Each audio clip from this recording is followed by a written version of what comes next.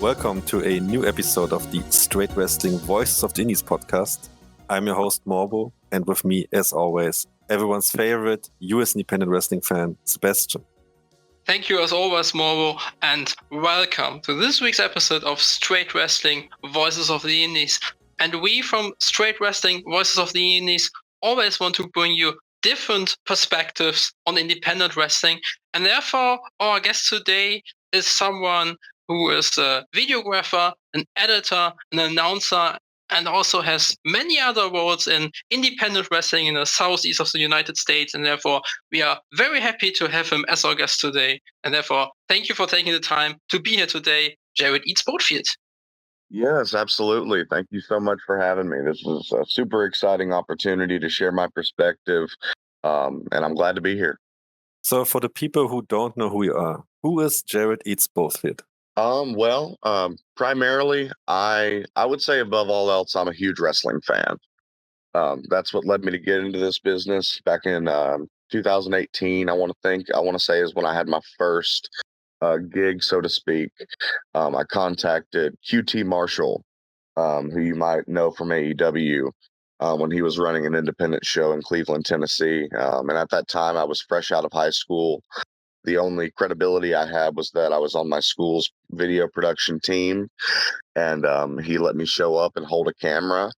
And since then, it's been history. Can you tell us how you get into wrestling as a fan? It's actually funny. The way I got into wrestling as a fan was I was given the video game WrestleMania 19 for the GameCube. This would have been about 2007, so about 4 years after that game came out. I was a 7-year-old kid. I had a GameCube, didn't have a lot of games. Asked one of my friends if he had any extras, and he's like, "Well, I've got this fighting game, but they all fight in their underwear, so I don't like it." And that was my first exposure to the wrestling business. A few months later, I found it on TV, Monday Night Raw, and I was like, "Wait, this stuff from my video game is actually a real thing." And like I said before, from then it was history. You are our first guest who's a videographer / editor in the wrestling business. Is this something you always wanted to do, and what makes this work so special for you? I did not find my calling in video production until I was about 16 years old, and I just happened to join my video production class in high school. Um, and it was a match made in heaven. My love for professional wrestling and my love for video production, they just matched up so well together. And after going to QT Marshall's show and filming and doing a few more small spots like that, just standing behind a camera, I realized like I want to be involved in this business. And one of the biggest things that I could tell to anybody who wants to be involved in the wrestling business is get in where you fit in, find what is needed. And what was needed then, and what I would say is still needed now, is people who are good with video production, because not all shows have somebody that can hold a camera and it not be shaky, or have somebody who can edit footage and it look professional. So that was my end. Do you think that everything regarding video production and wrestling and its importance is appreciated enough, or do you feel like it could be appreciated more? I definitely think it could be appreciated more.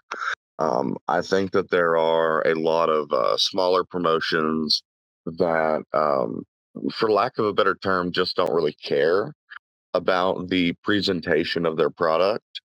Um, and I've always disliked that trend because I feel like that it's a disservice to the performers in the ring. I think that if you put on a good performance in the ring, you should have a good video of that performance that you can share around. Because, of course, it's going to mean something for the people who are in attendance.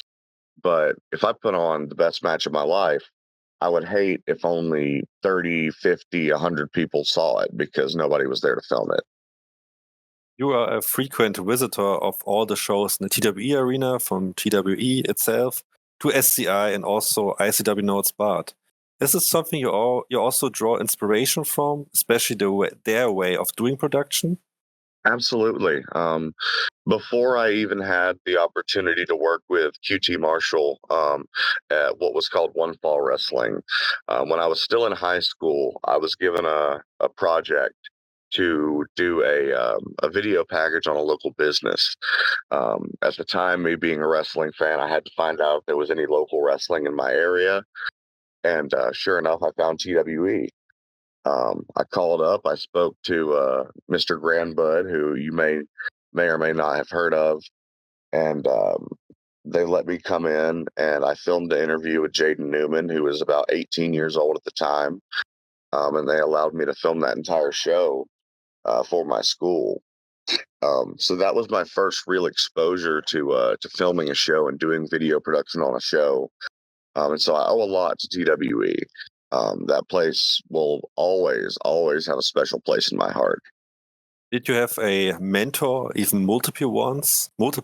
And is there a kind of networking between people who do this kind of work within independent wrestling? I did not have a mentor for a very long time. My first, I'd say maybe 10 shows that I did, I was flying solo. I was just there as a hand. I wasn't getting paid.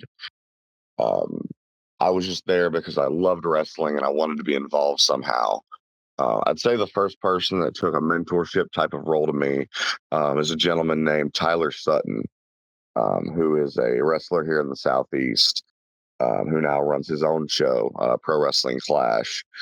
They do the Clash at Carpet City every year. And he was the first person that really gave me an opportunity to work a show and get paid and take ownership of my work, not to just be a background player, but to take ownership of the work that I did with him. Um, After that, um, I've always seen Jaden Newman as kind of a background mentor for myself because even though we don't have like a strong, close personal relationship, he's kind of been there for my whole journey. And he knows, the steps that I've taken and what I've done. Um, my next actual proper mentor, I would have to say, is a gentleman named Cameron Cox, who is a wrestler at Championship One Wrestling. And when I came in there, he and I became very fast friends, and he's been kind of a good guide for me when it comes to navigating the business. You have done video editing work for many wrestlers we know from TW, like Jameson Shook, Casey Owens, the Goons of the Scenic City, Tank, or CJ Lawler. Would you say that being a fan and being a member of the TW community helped you get these connections for your work as a video editor? Absolutely, absolutely. I mean, being a fan, I think, is one of the most important roles that somebody can play in the wrestling business, because it really gives you the opportunity to get to know the people that you're making things for when you get to make things for them. So, a great example is Tank. I got to make an entrance video for him because he came into Championship One Wrestling, which is now my home promotion. And because I knew what the Coven of the Goat was, I knew what Tank's persona was. I was able to make a really impressive video for him uh, that kind of just blew away the people at Championship One Wrestling. Um, and I would say that that video helped get me my spot at that show. You have been a videographer for Ego Pro Wrestling since October of 2022. Was this your first job you got as a videographer, and how are your experiences working for Ego Pro? And maybe also, what can you tell our listeners about the promotion? Yeah, so I think Ego was the first promotion when I came back to doing video production. I took a little bit of a hiatus. I want to say between 2019 and 2022 for personal reasons. And when I came back and I wanted a show to go to, Ego was there. Um, Ego Pro Wrestling it's an extremely fun show. It is it's unlike a lot of the wrestling shows in the area. There's it's campy. There's bits of Rocky Horror Picture Show inspired vibes there. Um, it's it reminds me a lot of the way that people spoke about ECW. Not so much with the hardcore aspect of things, though they do dip into that from time to time. But the locker room and the belief that the locker room has in the creative knowledge of their promoter Barry Allen, who is as I call him a mad genius, which I understand is something that people used to call Paul Heyman during the heyday of ECW. And I think that he very much embodies that same spirit at Ego Pro Wrestling. The promotion that I associate you with and that I would call your home promotion, and you already did it yourself earlier on, is Championship Run Wrestling. First of all, for our viewers who haven't heard about Championship Run Wrestling before, what can you say about this promotion? Well, Championship One Wrestling started up at the beginning of 2023. And the best way I could describe it, it is a very meat and potatoes wrestling show. Our American listeners will know that phrase. It's very fundamental, old school kind of wrestling. The fans who go there, they are true believers. There is no kayfabe for them. What they see is what they believe. And it's a great promotion. There's so many young, up and coming talent that have been able to cut their teeth at that promotion, at Championship One Wrestling, create a connection with the fans. And as we speak, there are people who are having their first matches at Championship One Wrestling. So I'd say that anybody who appreciates that WWF classic style of wrestling, without any of the self-referential meta type of material, very just what you see is what you get. That's what you get at Championship One Wrestling. And that's something I appreciate. I love all types of wrestling, but when it can be stripped back to its barest essentials and presented for what it is, I love it. What are your roles at Championship Run Wrestling? Or in other words, what are the things that you are doing there? So at Championship One Wrestling, when I first came in, I was just a cameraman. And at some point, that shifted to me being the announcer, which I am now. I am training to become a professional wrestler, and so in so doing with that, I have had a few physical spots at Championship One Wrestling, but my main role is their announcer and their head of video production. You already referred to announcing, and I think you've also been on commentary before. What can you tell us about these experiences, and what would you say? How different is that kind of work compared to what you usually do in terms of camera work? It's very different. It is very different. It was a smooth transition for me because public speaking was something that I was already interested in growing up.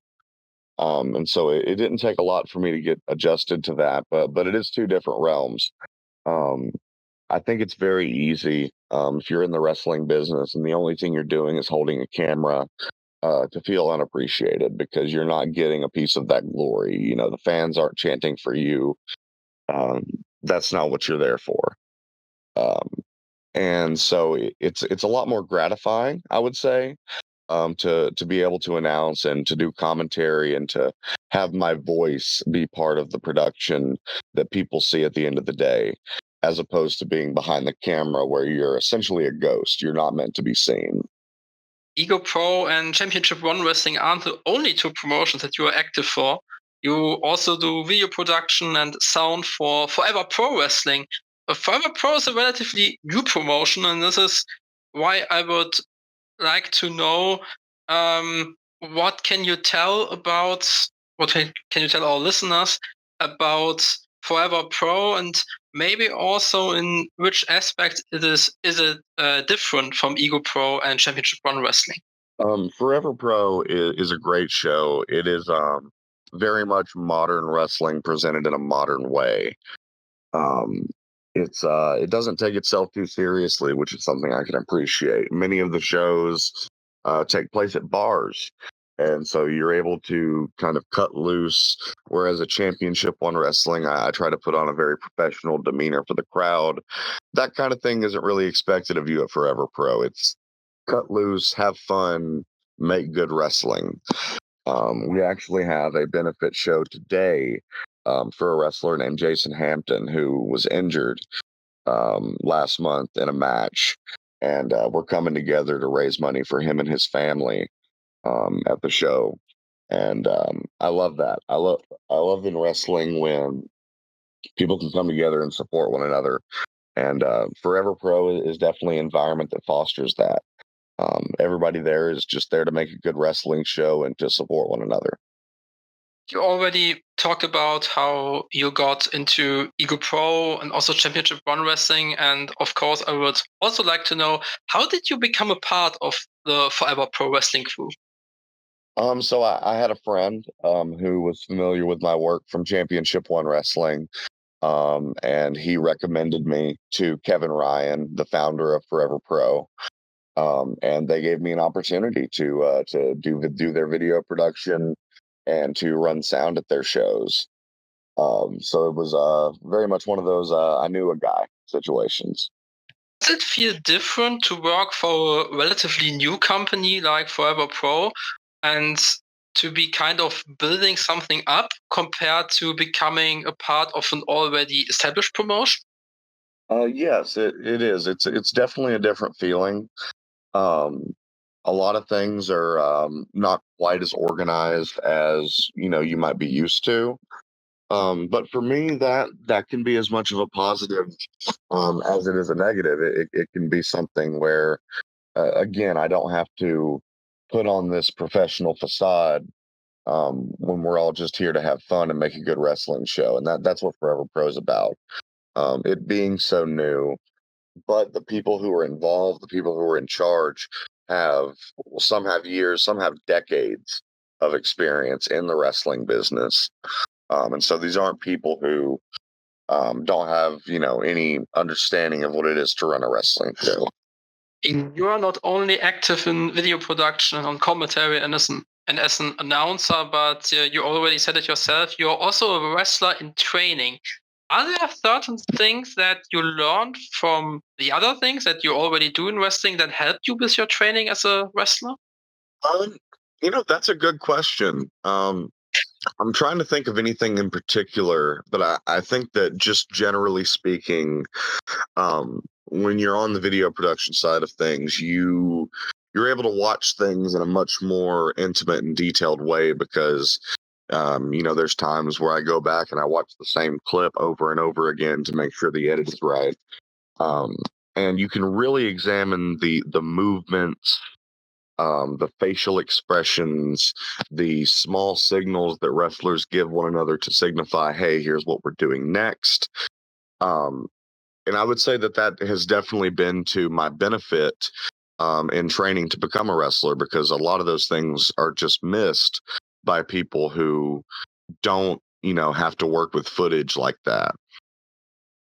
As we talked about earlier, you like to visit shows from TWE and also RCW No Holds Barred.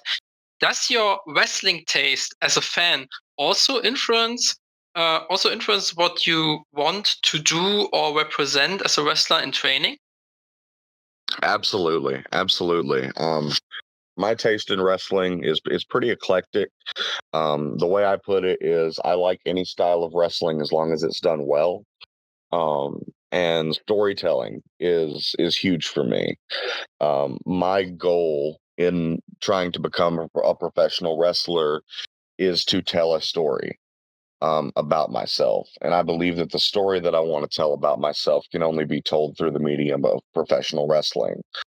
And so my penchant for storytelling is definitely um, my driving factor when it comes to that.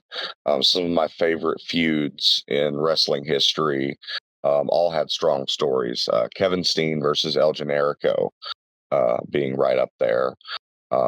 CM Punk with his Straight Edge Society is another example. Raven with Raven's Flock. Just very cerebral, kind of deep storytelling. That is what I want to achieve in my wrestling career. Should I take off in the ring? My last question before Morbo will ask you about what's next for you is someone like Aaron Noyes, aka Shiny Shoes, aka Cody Manhorn, who is also a multi talent as yourself, who's active as a wrestler, a referee, and a graphic designer. is someone like this an inspiration for you?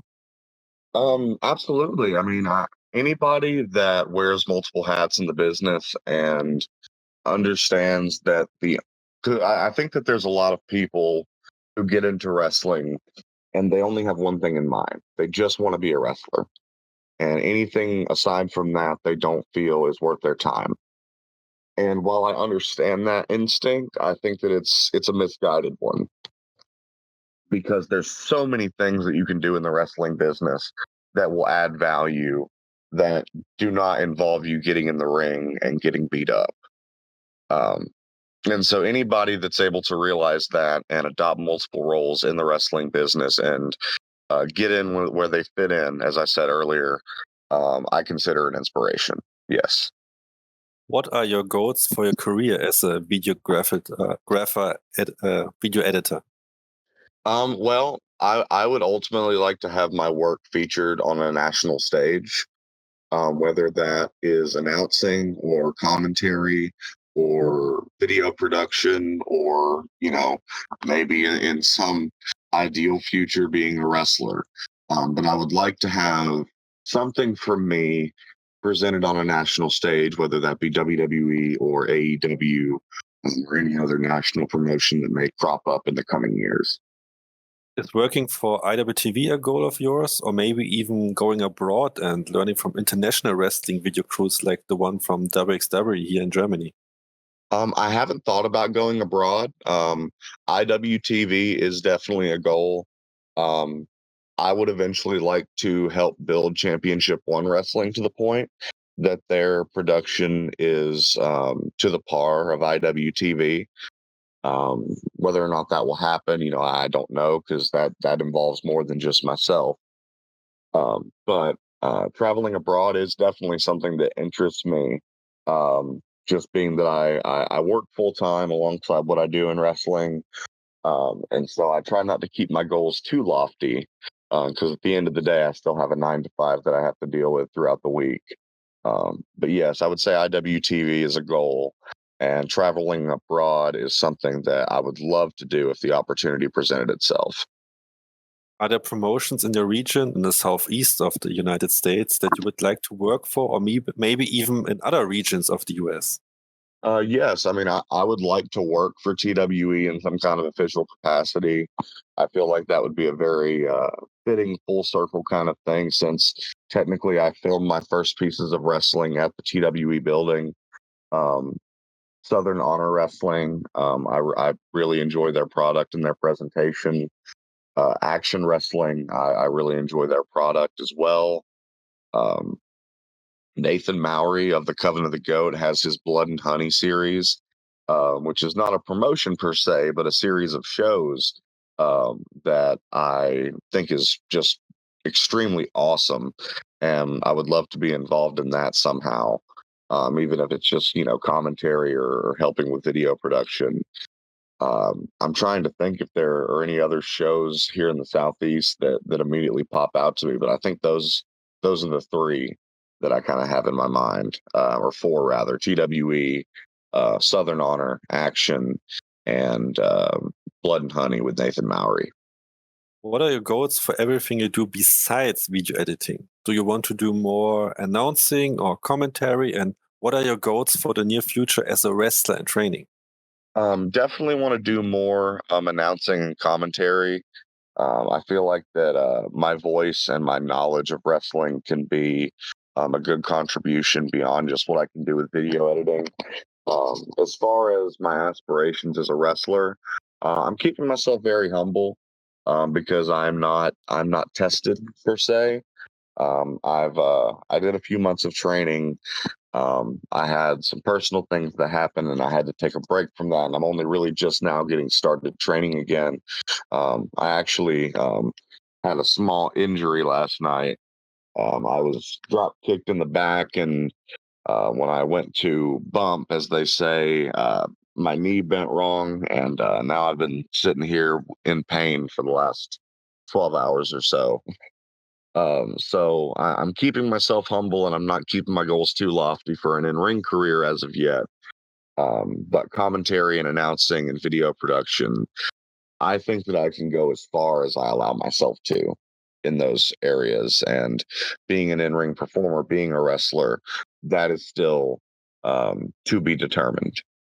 Okay, that's it. We're at the end of the interview. And as always, the stage is yours. You can plug and promote anything you want. All right. Well, I just want to give a shout out to Championship One Wrestling in McDonald, Tennessee. Every Saturday night, we have a show. I want to give a shout out to TWE Chattanooga, a shout out to Forever Pro Wrestling and to Ego Pro Wrestling. Those are my 4 home promotions, and they've treated me well, and they've made sure that I have a place in this wild, wild world of wrestling. And I think that anybody who's in the area, who comes to the area, should give them a shot. A few wrestlers that I would like to shout out, people who I think are underappreciated in the area: Cameron Cox, the Rabid Reject, Adrian Ace, AMJ, Alex Stevens, and Alex Michaels. Those are 5 guys who wrestle for Championship One Wrestling, who I think are better than they get credit for wrestlers in this area. And I think that anybody who's a fan of wrestling should check out their stuff. Thank you very much for coming on the show, Jared. I think this was a very interesting, different perspective on the business from a video editor standpoint. And yeah, both Sebastian and I are looking forward to everything in the future. What is coming up for you in the future? So thank you very much for coming on the show. Absolutely. Thank you so much for having me. I think this podcast is awesome. I love your interviews with guys like Jake Murphy and the Rev, who are 2 guys that I'm a big fan of. So thank you so much for having me. It was an honor. As always, thank you to you, Morbo, and thank you to you, Florian, and especially thank you to you, Jared. As Morbo already said, I think it was very interesting to hear from a different perspective within the wrestling business. And of course, also a big thank you to our listeners. Thank you for listening, and I hope you will listen to us in the future again. Goodbye.